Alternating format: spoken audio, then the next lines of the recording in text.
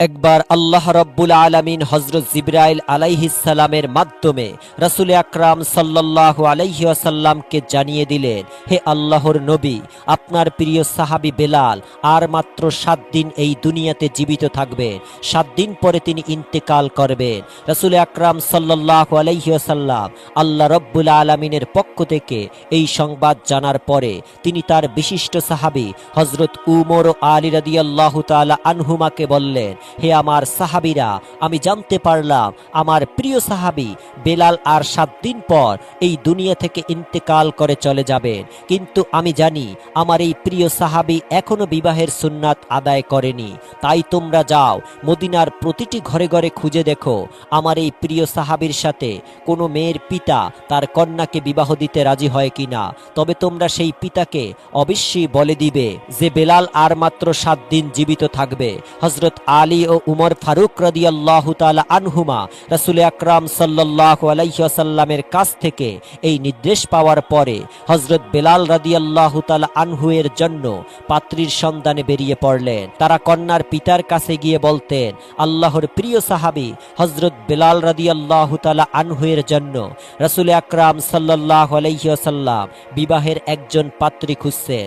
আপনারা কেউ কি আপনাদের কন্যাকে বেলালের সাথে বিবাহ দিতে রাজি আছেন? তাদের এই কথা শুনে কন্যার পিতা বলতে লাগলো, আমরা কেন আল্লাহর নবীর প্রিয় সাহাবী হযরত বেলালের হাতে আমাদের কন্যাকে তুলে দিব না? আমরা অবশ্যই তার সাথে আমাদের কন্যাকে বিবাহ দিতে চাই। এটা তো আমাদের জন্য একটি সৌভাগ্যের ব্যাপার হবে। তখন হযরত আলী ও উমর রাদিয়াল্লাহু তাআলা আনহুমা তাদেরকে বললেন, কিন্তু তোমরা একটি বিষয় জেনে রাখো, হযরত বেলাল আর মাত্র 7 দিন এই পৃথিবীতে জীবিত থাকবে। 7 দিন পরে তিনি ইন্তেকাল করবেন। আল্লাহর রাসূল সাল্লাল্লাহু আলাইহি ওয়াসাল্লাম তোমাদেরকে সংবাদটিও জানিয়ে দিতে বলেছেন। যখনই তারা জানতে পারলেন যে হযরত বেলাল আর মাত্র 7 দিন এই পৃথিবীতে জীবিত থাকবে, তখন তারা বলতে লাগলো, যদি অবস্থা এই রকম হয় বেলাল 7 দিন পর এই পৃথিবী থেকে ইন্তেকাল করবে, তাহলে আমরা আমাদের কন্যাকে তার হাতে তুলে দিতে কোনোভাবেই রাজি নয়, কারণ আমরা চাই না 7 দিন পরে আমাদের কন্যা বিধবা হয়ে যায়। অতঃপর হযরত উমর ও আলী রাদিয়াল্লাহু তাআলা আনহুমা মদিনার বিভিন্ন জায়গায় হযরত বেলালের জন্য একজন মেয়ে খুঁজতে লাগলেন, কিন্তু তারা কোনো মেয়ে খুঁজে পাচ্ছিলেন না। খুঁজতে খুঁজতে তারা একটি জঙ্গলে পৌঁছে গেলেন। সেখানে গিয়ে তারা দেখতে পেলেন এক ব্যক্তি ঝুপড়ি নির্মাণ করে সেই জঙ্গলে থাকছেন। সেই ব্যক্তি যখন হযরত উমর ও আলী রাদিয়াল্লাহু তাআলা আনহুমাকে দেখলেন, তিনি জিজ্ঞাসা করলেন, হে আল্লাহর বান্দারা, আপনারা কি উদ্দেশ্যে এই জঙ্গলে আমার ঝুপড়িতে আগমন করেছেন?